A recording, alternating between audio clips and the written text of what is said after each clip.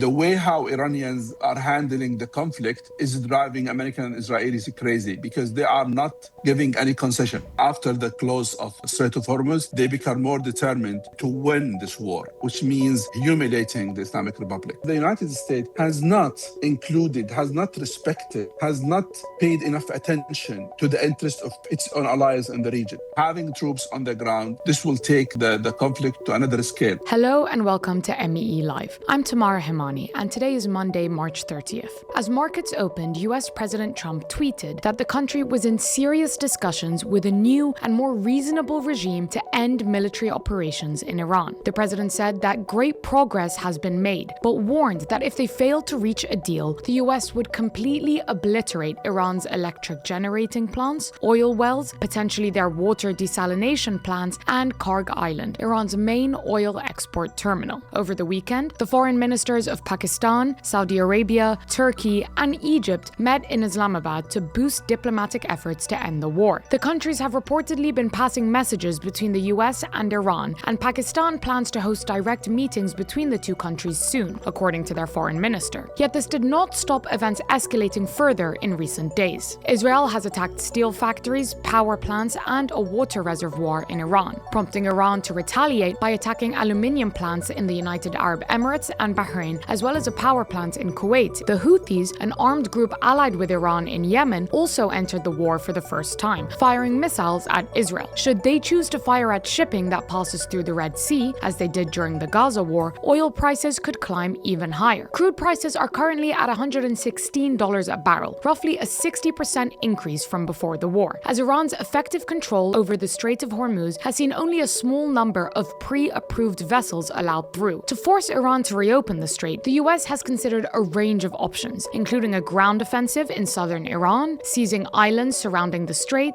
or the seizure of Iran's oil export hub, Karg Island. It has so far deployed over 7,000 Marines to the region and is considering sending several thousand more troops, as reports emerge of the Pentagon preparing plans for weeks of ground operations in Iran. These plans still need approval from the president, and it's unclear whether Trump will choose to escalate by putting boots on the ground or de-escalate and work towards a diplomatic solution. I think we'll make a deal with them, pretty sure. Whether it's possible, we won't. Here to make sense of the situation is Dr. Mahjoub Zweiri, a senior non-resident fellow at the Gulf International Forum and an expert in the politics of the Middle East. So I want to begin by asking you, we've heard of these reports of diplomatic efforts between the foreign ministers of Pakistan, Saudi Arabia, Turkey, and Egypt in order to try to bring an end to this war. How much stock do you put behind these efforts? Do you think they are leading anywhere? There is no serious negotiation. The whole thing starts with increasing messaging to the United States that the war is going beyond control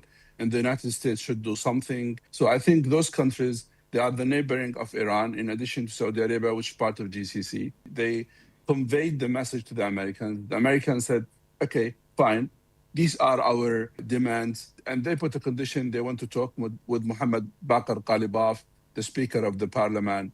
Those messages or those ideas conveyed to the Iranian leadership.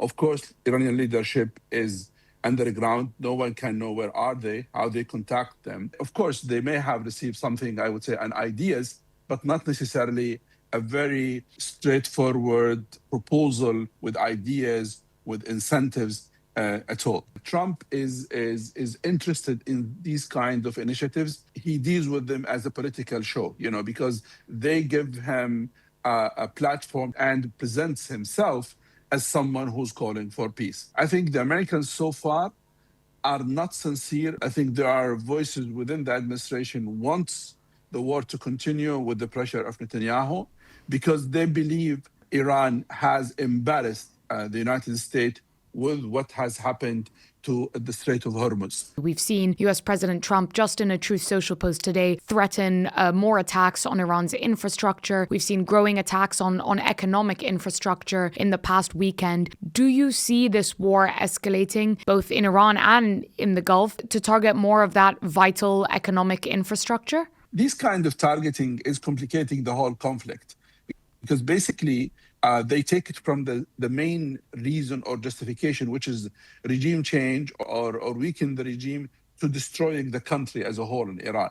destroying the whole infrastructure. The targets are hit by the Israelis and the Americans, getting close to 20,000 targets. I would say the way how Iranians are handling the conflict is driving American and Israelis crazy, because they are not giving any concession, and they are insisting on what's so-called, respect to the nation. Islamic Republic of Iran look at it as existential conflict, whether be or not to be. And the Islamic Republic is likely to continue this war even to 6 months to survive and to maintain the regime. In America and Israel, the prospect of a prolonged conflict is not a comfortable one. There's been talk of some kind of final blow, some kind of major escalation that could force Iran to capitulate, primarily talk of a ground offensive. How likely do you see the prospect of, an invasion of southern Iran, a seizure of Karg Island or one of the other islands within the strait? How likely do you see the prospect of boots on the ground? It's likely to happen. I think with all of those troops now, around 50,000 in the region,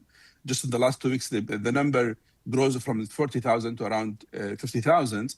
I don't think so those troops in the region just to have a vacation. I do believe that the American administration, after the close of the Strait of Hormuz, they become more determined to win this war, which means humiliating the Islamic Republic. That's what Trump, I think, he believes in, and he could do it. He can do it.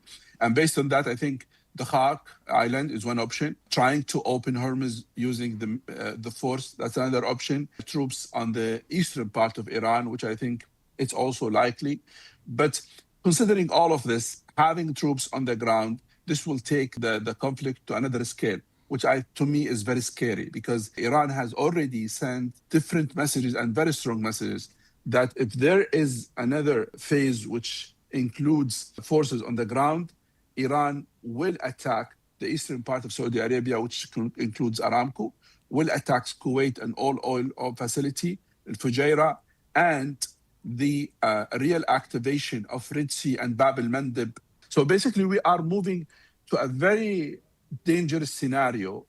And what makes me worried, the fact that Trump said he did not think that Iranian will use Strait of Hormuz in the war. And that makes me worried that how in earth a superpower with all of those collective minds, they exclude such a tool to be used by Iran. And that's, to be honest, that makes me very worried about what will happen tomorrow even. What's really also worrying me is the United States has not included, has not respected, has not paid enough attention to the interest of its own allies in the region, including Gulf states, including Turkey, including Pakistan, including Egypt, including all countries in the Levant. That's very dangerous. I mean, you have strong alliances in the region, a historical relation with the region, and all of this excluded, and you look at one thing, what the Israelis wants to do, rather than looking at others' interests as well. That's also something really worrying me. Definitely, US allies in the region will have a lot to discuss with Washington as the war develops. Thank you so much, Dr. Mahjoub Zweiri, for your analysis with MEELive today. It's been a pleasure to hear your insights.